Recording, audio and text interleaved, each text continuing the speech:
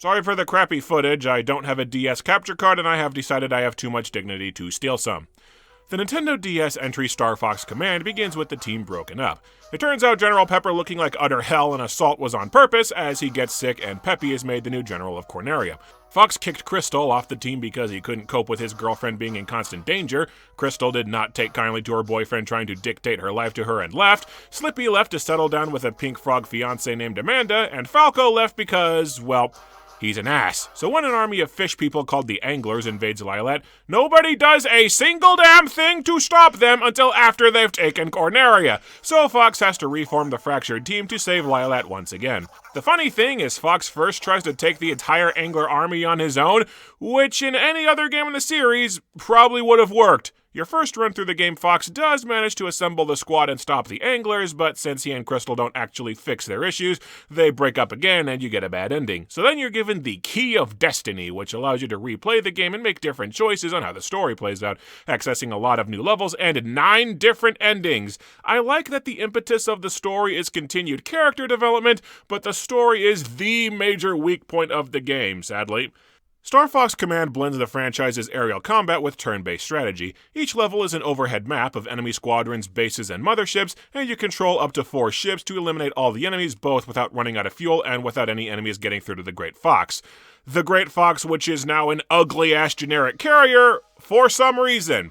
When your ships run into enemy groups, it shifts into the flying combat, and the gimmick here is that the Anglers run on hive mind technology, so you only need to take out specific enemies to defeat each group. You can kill more enemies to get item drops and extra lives, but with ships not healing on their own and a time limit forcing you to constantly look for fuel, there's risk and reward to weigh with each battle. You can also increase your fuel by deflecting enemy attacks, merging 2 internet memes together as you do a barrel roll to load the spaceship with the rocket fuel. Some people hate the controls. You steer by dragging the stylus over the touchscreen, boost and brake by double tapping the screen, barrel roll by drawing a circle, and somersault and U-turn by trying to remember where the tiny buttons are hidden. I've always found the controls really responsive and intuitive, but personal preference. Star Fox Command's gameplay is a mixed bag, because while I really enjoy the game's combat, there's a lot of variety to the enemies and it moves at a good speed, the strategy elements are extremely shallow and easy to exploit. It is really easy to manipulate enemy squadrons into following your ships so that they can't get through, and it's extremely easy to stockpile spare turns and missiles so the Great Fox can shoot down loads of squadrons. All you have to do is beeline for enemy bases and draw your ship's flight paths curved around so that other enemies touch it. The only wrinkles are the fuel time limit that's often not hard to manage, and needing to intercept missiles, which is easy since you don't need all your ships actively engaged in combat most of the time. The combat also isn't that difficult, and it's easy to farm extra lives, so even if you fail an encounter, it usually costs you basically nothing. While I feel the combat is fun and well designed, the rest is just window dressing that draws out the gameplay. This is also the first Star Fox game with multiple playable characters beyond just Fox, with a roster of 16 each in their own ships, but the balancing can be a bit uneven. Slippy has one of the best ships in the game with uber strong lasers, tons of health, and he can carry 3 ludicrously OP smart bombs, while Super Ace Pilot Falco's ship is flimsy, has weak lasers, and only carries 1 bomb, all to balance out a multi-lock homing laser that you'll rarely use. He's only useful because he farms more fuel. Starwolf's ships are insanely OP to sell how cool it is to finally play as them, but I have to wonder at Bill and Crystal flying basic-ass Cornerian fighters that are only marginally worse than the R-Wings. So it's not that Team Star Fox has specialized performance fighters that can't be deployed on a wide scale, it's that Corneria's pilots suck shit. Oh, and Cat uses a curved laser that will never hit a damn thing! The game's storyline is where things fall apart. Even though the Anglers are supposed to be a colossal system-wide menace that's already conquered all of Lylat, nobody acts like they're a threat. Everybody knows the Angler Emperor is just chilling on Venom, and there is no time crunch or urgency whatsoever to getting there. You'd think the game's branching paths would stem from having so many Anglers throughout the system that you have to make tough choices who to save first with high-stakes consequences, but no. Basically, all the cutscenes and branching paths are characters fretting about their personal lives or wondering who they should recruit for their new super team. Nobody cares about the Anglers, to the point half the endings have the main villains defeated by somebody else off-screen. Also, because this series cannot stop beating a dead horse, Andros surfaces again. Not only did he create the Anglers, but apparently after you blew up his brain back in 64, he survived long enough to invent a terraforming device that you need to reach them in the Venom Sea. They also try to retcon that Andros was totally a chill guy who just wanted to work on life-saving science in peace, but the mean old General Pepper wouldn't let him, never addressing the fact that Andros tried to commit galactic genocide 3 separate times!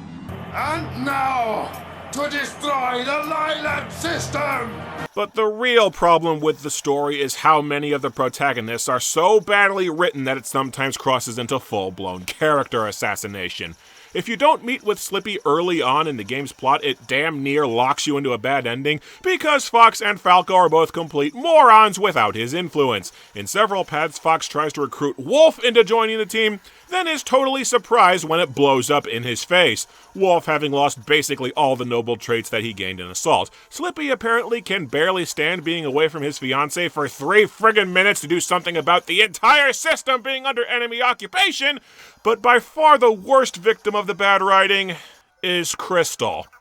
After Crystal got kicked off the team she joined with Starwolf, the only explanation given is because the womanizing Panther was hitting on her in the last game, and she's apparently just that desperate to have a boyfriend.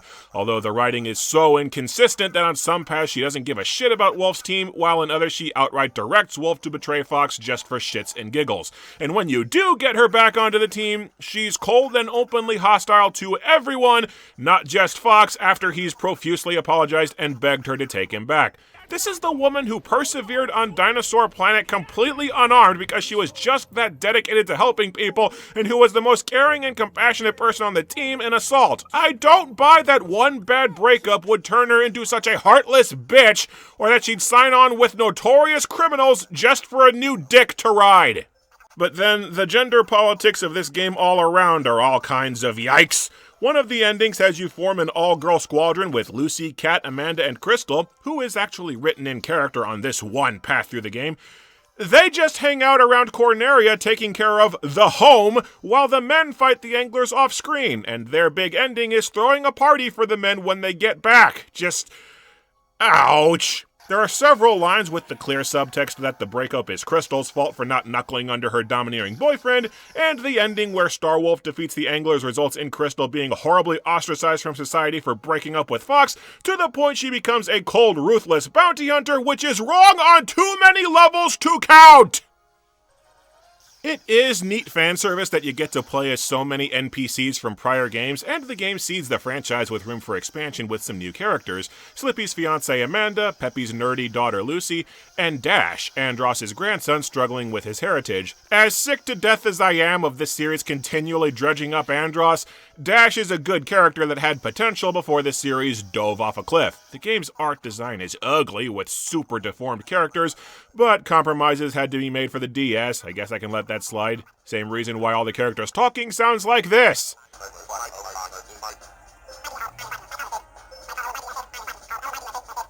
I personally like Star Fox Command just fine because I enjoy the combat and this is the only mainline Star Fox game with a good amount of content, but everything else is a bad misfire. Strategy elements that just feel like padding, a story that barely exists, and awful characterization that makes a lot of fans rage for justified reasons. Its only positive quality is a divisive case-by-case basis, so mixed bag entry, and that's being generous.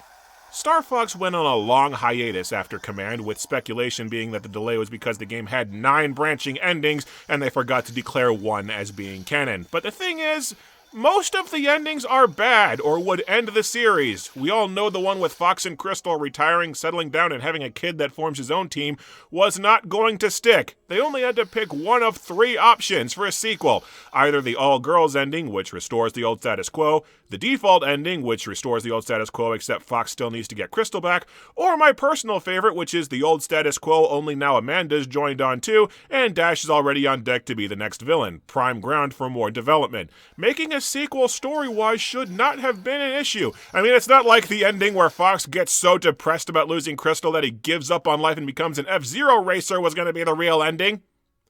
I'm not joking. Octoman from F-Zero is an Angler Lieutenant. Those series officially share a universe now, which makes the whole James McCloud thing so much more confusing. But back on topic, with all the fertile ground that Command set up for sequels, what did Nintendo end up doing to continue the franchise? They remade Star Fox 64. Star Fox 64 3D is exactly what it says on the tin, a remaster on the 3DS with every vehicle and level playing exactly how it did in the original.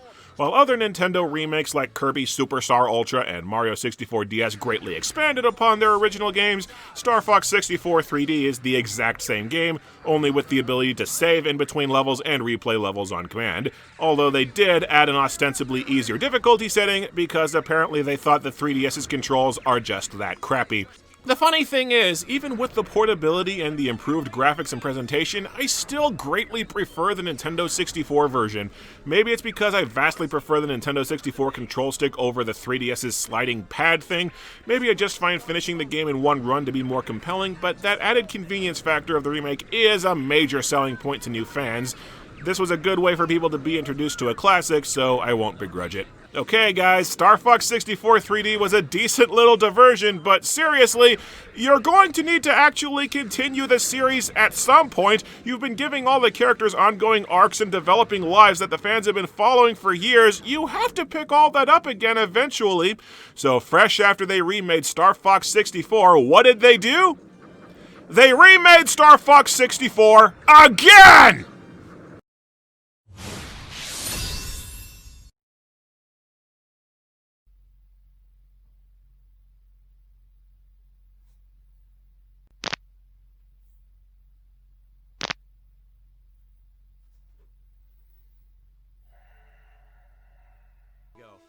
Rather than even trying to continue the narrative and character development of prior games or to capitalize on the wealth of possibilities set up by Command, Star Fox Zero is a reboot that kicks the series back to its starting point and rehashes the plot of the original game for the fourth friggin' time in this series, where the original Star Fox crew, again, fighting Andross and Starwolf, again, fighting to a final confrontation on Venom, again! And we were literally just off the back of another direct remake of Star Fox 64. Why is this series not allowed to evolve past endlessly redoing the same one story? Oh, but this time half the friggin' planets of Star Fox 64 have disappeared, which is just the biggest of early red flags. And before some smart-ass types of comment that I'm just mad because my waifu Crystal is gone, and to cover the lack of a female character, Kat appears a lot doing absolutely nothing, my personal disappointment at the series going for a reboot is so the least of this game's problems, because Star Fox Zero has the absolute worst controls that I've ever experienced in a video game. The big gimmick of the Wii U is that you have the game playing on the television and also on a screen on the Wii U's gamepad controller, and Star Fox Zero decided to get jiggy with the dual screen setup. The television screen shows your ship, and the gamepad shows where you're aiming your guns, with you moving the control sticks to steer your ship while tilting the gamepad to aim at enemies like a turret. The problem is, the cursor on the TV screen is so close to your ship that it doesn't really help you aim worth shit, and it disappears entirely if you lock onto enemies, which you will a lot. Well, the gamepad has absolutely zero peripheral vision to where you can't tell where the hell you're flying or how to dodge enemy fire. Neither view gives you enough information to competently play the game, so you're meant to constantly divert your attention between two completely different monitors using two completely different sets of controls to perform two completely different sets of actions to both fly and shoot in two completely different directions all at once constantly in what's meant to be a fast-paced action game. Do you see what I'm talking about? This shit is fucked! It doesn't even feel like a space combat game anymore because no fucking plane that has ever lived nor will ever be invented requires a single pilot to fly the plane and man a swiveling turret by himself with two separate interfaces simultaneously. And that's not even getting into how disorienting it is when you spend too much time firing the guns, lose track of where the hell you're aiming, and have to stop to recenter and recalibrate the gamepad camera. And let me get every strawman argument that I've seen out of the way now. But every modern flying game uses gyroscopic motion controls. Yeah, modern games use the gyroscope as an optional alternative to the control stick. Nobody uses them both to fly in one direction, shoot in another, and split those functions between two different monitors. The gamepad aiming gives you more precision like in PC games. I have literally never had a problem hitting a target in any of the other Star Fox games. Mutilating the controls in the name of precise aiming is like cutting off your nose to save on tissue paper, fundamentally breaking something to fix a non-issue that did not need to be fixed. You're just too stupid to use the controls properly. Yeah, because only the hardcore gamers and 180 IQs with doctorates in shitty game interfaces should be allowed to play a game about talking animals flying transforming planes to fight a space monkey. Big boys only in the game where a major boss is defeated by shooting it in the ass. There seriously needs to be a Godwin's Law equivalent for when someone tries to win an argument by just calling the other side stupid. I propose we call it the Zack Snyder Law. The bigger problem exacerbating the awful controls is the camera. Bosses are deliberately designed to where you have to fight them using a camera lock if you want to have any idea where they are or have any hope of dodging their attacks. So on top of juggling the Fuster clock of controls, your main television display will be turned to a hideously disorienting angle to where you can barely tell what you're doing. And your cannons can only aim so far off to the side, so you have to be really careful how you position your ship or you won't be able to draw a bead at all. Again, this wasn't a problem in the other games, which just gave you a friggin' map laying out the boss's position and didn't have bosses obnoxiously dick slap you to death from off screen. Managing the controls and the camera is a damn mosh pit all on its own, and that's still not the worst of it. When flying the R-Wing, the left stick steers and the right stick boosts, brakes, and tilts your ship for faster turning. Standard stuff, except pushing both sticks up or one stick up and the other down does the somersault and U-turn, which will constantly go off on accident, and barrel rolls are mapped to flicking the right stick to the side twice, which is horribly awkward and does not work on short notice. And since the barrel roll deflects enemy fire, you kind of need it to be a simple command that works on short notice. And that's still not the worst of it. The big gimmick of the game that hyped up players is that the R-Wings can transform into chicken walkers. The levels are designed so poorly that you'll never ever use the walkers outside of 3 indoor stretches where it's required, and thank crap for that because the walkers' controls are somehow even worse. The thing is painfully slow, the ceiling for hovering is super restrictive, and movement feels weird because both sticks turn but turn you in slightly different ways, and you have no means of dodging attacks unless you use the camera lock, which changes one of the sticks to strafing. Basic movement is a chore that you have to force in this thing. Whew. Okay, I think I got most of the rage out now. I really hate this game, but I think I can be more rational from here on out. Just remember that you're grappling with some of the most unintuitive controls and camera in video game history the entire time that you play what I'm about to describe to you. The game recreates the general plot of Star Fox 64. You start on Corneria and work your way to Venom, fighting off Andross's armies. Except now there are space colonies and a few fleet battles to harken back to the Super Nintendo original. Except unlike in Star Fox 64, where you had multiple paths to Venom depending on your choices, here there is one linear set of levels, a single alternate mission because they were obligated to replicate a teammate getting shot down if you don't kill the boss in time, and that's it. You play through the game once, and you've seen just about everything. You can go back through the levels to find a handful of bonus missions and a pitiful hidden asteroid field level that's not even 3 minutes long. I recorded every single mission. Those hidden levels that you can go back for amount to like half an hour of mediocre extra content at best. That's it. The main campaign is still over in 2 hours, if that, and there's maybe 3 hours content grand total, and there's no reason to go back to it. And fans try to brush off these complaints with, well, all these games are short, why start complaining now? Everyone was complaining about brevity in Star Fox Assault, which was a full decade before this. This bullshit's just getting egregious now.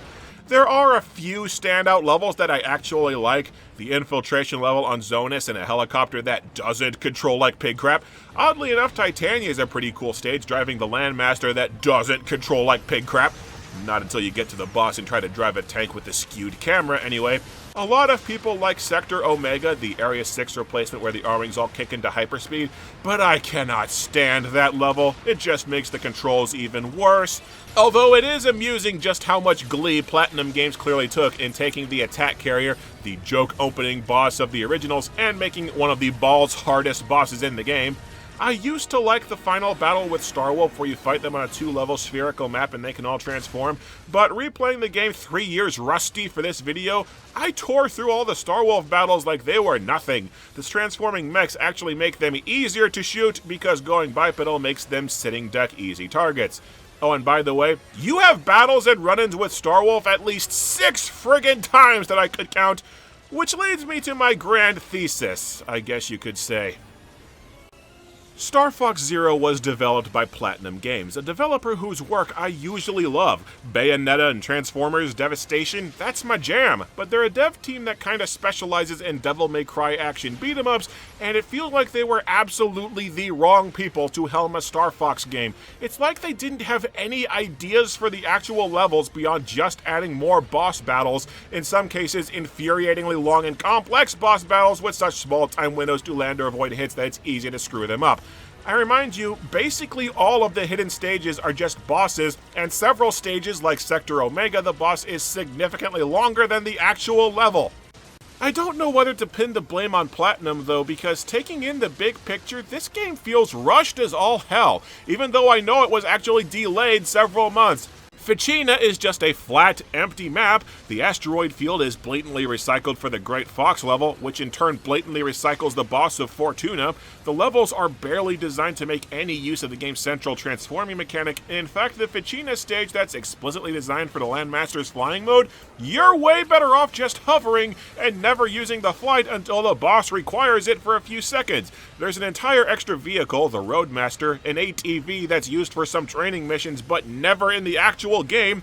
Sector Gamma feels phoned in, just shoot 3 uber-slow missiles. 2 of the bonus bosses are near-identical shoot laser turrets. The helicopter has a ton of specially designed functions only to be used for all of 1 level. Entire chunks of the space battle stages feel recycled, dredging up Starwolf in what feels like half the missions because they didn't know how to fill in some levels, and some levels play like straight turret sections like they had to dumb down the stages around the crappy interface. This thing is kind of a mess. A few of the levels like Fortuna and Corneria feel like they had some real thought and care put into them, but you can barely enjoy them for the controls. Star Fox Zero feels very much like a game that was crapped out, made by a dev team that either didn't know what to do with the series or was drowning under a few dozen too many stupid-ass mandates from Miyamoto. And even if a magic wand fixed the controls and camera so that Zero could be ported to the Switch with the rest of the Wii U's library, the core design is mediocre at best and embarrassing at worst, with enemies slowed down to accommodate the bad controls. Plus, again, the pitiful amount of content. One of the bonus levels has Peppy attacking a dreadnought while screaming "barrel roll" every time you do a barrel roll, which is kind of funny just for a one-note surprise joke. Barrel roll! Barrel roll! Barrel roll! It's nice to see that Peppy can be useful in these games. He just chooses not to be.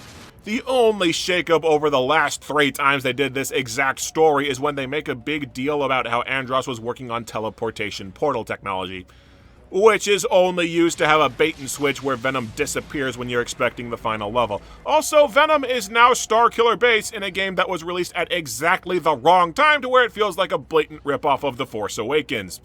The final boss fight with Andros is maddening, both for the camera issues continually forcing you to look at the center of a spherical map, but also just dickish design. Attacks that are impossible to avoid unless you have pinpoint accuracy, an attack that sucks you in then basically drops you inside Andros where you take a shitload of damage even if you break out of it, having to fly through ridiculously tiny holes in Andros' shield in an arena that I swear is always rotating, just a ton of cheap collisions that are hard to avoid.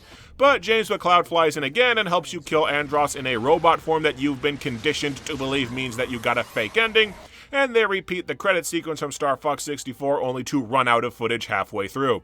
Oh, and there's an arcade mode where you can try to clear the game in one stretch just like the good old days, except the arcade mode does not let you have extra lives just to be dickish. And that secret option on the menu that you need to beat the arcade mode to unlock? Sound test. So much for replay value. On its own, Star Fox Zero is a frustrating game to play, what feels like a talented developer being forced to work badly outside its wheelhouse and trying to fall back on its signature tropes in a genre where they really don't work. But context makes it worse. The ongoing series, characters, and storyline had to be scrapped for this? a shallow, empty retread of old glory that loads of fans don't care about because they joined on the series at Star Fox Assault and have wildly different gold standards for the series? Miyamoto mandates that every game needs an innovation, so we end up with this janky, at times unplayable vomit in the name of being able to say, at least it's different. Well, congratulations, numbnuts. You and your stupid because the Kool-Aid Man is red mandates on why we can't have good games look to have completely sunk and torpedoed a series that I love. Well done! So if this utter travesty pretty much buried the franchise, why is there still so much video left? Because we still have a spin-off, a crossover, and an unreleased beta to get to. Star Fox Guard is a spin-off Wii U game that came packaged with my copy of Star Fox Zero, and between the fact that it has nothing to do with Star Fox and the utter betrayal that was its sister game, I completely forgot this thing existed and never played it until it came time to make this video. The premise is that Slippy's uncle Grippy owns a mining company, his outposts are being attacked by robots, and you have to use a camera laser system to intercept robots so that none of them make it to the center of the base. You watch all the cameras on the TV, use the gamepad to switch which camera you control, and use the control stick to aim and shoot the robots. So it's a tower defense game crossed with a shooter and played with the interface from Five Nights at Freddy's. And honestly, it's actually kinda decent. The game makes good use of the gamepad, as taking your eyes off the screen to switch cameras is a deliberate distraction tactic, adding to the tension. There's a huge variety of enemies with different powers, weaknesses, and gimmicks to screw with you. You can move cameras and strategically upgrade some to suit what you think you'll need based on recon, and there are several bonus missions with special requirements to shake up the gameplay further. Why does the spin-off game feel like it had way more design care put into it than the super hyped mainline entry? The spin-off game is way longer than Zero is, too! And who made the executive decision that Slippy is the character who gets his own spin-off? That was a worse idea than the Cleveland show! The big problem is that tower defense games have been so overdone as minigames and cheap mobile releases that most gamers couldn't care less about them anymore, and I'll admit the gameplay tends to feel more stressful than fun. It's also grindy as hell, with you needing to replay levels a lot to get good upgrades for your cameras and new levels. I also friggin' hate the shield enemies that require a lot of extra attention in a game that's already designed to split your attention 50 different ways. But otherwise, Star Fox Guard is pretty good for what it is. The multiplayer mode where you just assemble hordes of robots to send after friends seems really tacked on, and I suspect that it, and maybe this entire game, only exists to make up for the fact that Zero itself has no online multiplayer. But at least something halfway decent came out of Star Fox Zero. I'll chalk that up as a win. Luckily, we did get a new Star Fox game the next year, in an extremely roundabout way. Star Fox 2 is a direct sequel to the very first Star Fox game that was almost completely finished and ready to release on the Super Nintendo, only to be cancelled by Nintendo out of nowhere at the very last minute. This copyrighted 1996 game didn't see an official release until 2017, when it was rolled out as the star attraction of the Super Nintendo Classic. I did find an explanation for why the game was cancelled, and rather fitting for this series, it's a stupid-ass reason. Nintendo thought the game looked too ugly to release against the PlayStation 1. I am dead serious. So after all that mystique and build-up over this prototype that sat on a shelf for 21 years, how does it play? It plays like a prototype that sat on a shelf for 21 years. The premise is that Andross has come back to life because of course he has! He begins launching an attack on Corneria and the Star Fox team has to stop him. There are 6 playable characters, they've added 2 girls who were never mentioned again in the series proper, and you pick 2 to swap between and you're taken to a map of Lilat. The object of the game is to destroy all forces Andross has in the system by taking down squadrons, battleships, and bases on occupied planets, but the game has real-time strategy elements as enemies and missiles will constantly head towards Corneria, and if Corneria takes too much damage, you lose. Plus, bases will constantly launch more fighters and missiles, and you'll need to find time to stop enemies from spawning endlessly. There are no rail shooter segments like the first game had. Every single space encounter is in the all-range mode where you can fly in any direction, and when you invade enemy bases or battleships, you infiltrate them by transforming your ship into a walker and blasting through the base as a third-person shooter. It's funny in retrospect how many elements this game had that later games in the series would push as innovations, such as the ugly-ass Great Fox in Command. So that's where that came from. Star Fox 2 does not feel like its gameplay was ever balanced properly. The space combat scenes are awful. Each one is just a big empty void with maybe 4 basic enemies, and each encounter ends in a few seconds, either because the enemies all died to one volley of fire or because the limited technology let one to get away on accident for the draw distance. Shooting down missiles amounts to firing at basically stationary targets for a few seconds. I actually really like the walker segments, not just because the walkers control well, but the indoor stages are the only times the game feels like it has actual purposefully designed and crafted levels. Probably for the best then that the flying stages are so short that you spend way more of the game on the ground. It's near impossible to avoid getting shot in flight, but with strafing in the walker, the indoor levels are a total cakewalk. Some ships trade speed for shield strength or vice versa, but it doesn't really feel like the slower, sturdier ships have any downside to them. There are side weapons in the form of shields, crazy overpowered full heals, and crazy overpowered smart bombs, but you get 3 for each vehicle at the start of the game, and then you get next to no refills. The strategy elements are a good idea, make the gameplay non-linear and add new depth, except I played the game on normal and hard difficulty, beat each on my first try without using save states or dying once. On normal, the strategy elements barely come into play, and on hard, they're just annoying because some levels take so damn long that if there are any enemies on the board, they will reach Corneria while you're stuck in a mission, and there's nothing you can do about it. The hard difficulty is just tedious with the sheer number of enemies that you have to drop what you're doing to intercept. Starwolf was going to be introduced in this game, only instead of Andrew for their 4th member, they have this thing named Algae. Starwolf pilots literally just fly away and then charge you over and over. You barrel roll their lasers and shoot them back. It's rock simple, just extremely time consuming. I've also fought 2 bosses. They go down like nothing as well. And of course, even though I beat the game on normal and hard difficulties without dying and with Corneria at less than 20% damage, I still only got a rank C on both runs. I didn't unlock the expert difficulty, and whatever the game wants, I've decided that it can't have it. The game is definitely a technical marvel for the Super Nintendo, upping the ante from the original with actual cutscenes and drastically improved presentation, but judging from the severe frame rate drops that I kept running into and the really low number of enemies, you push the limits too hard and they push back. There is replay value with levels playing noticeably differently on varying difficulty levels, but the hard mode is just annoying with all the padding that it adds. Star Fox 2 feels like a game suffering from over-ambition. They tried to do too much without either the tech or the know-how to pull it off, and it's kind of surreal how the every single fundamental thing must change mentality of making a sequel would predict the biggest problem that would haunt the series onward.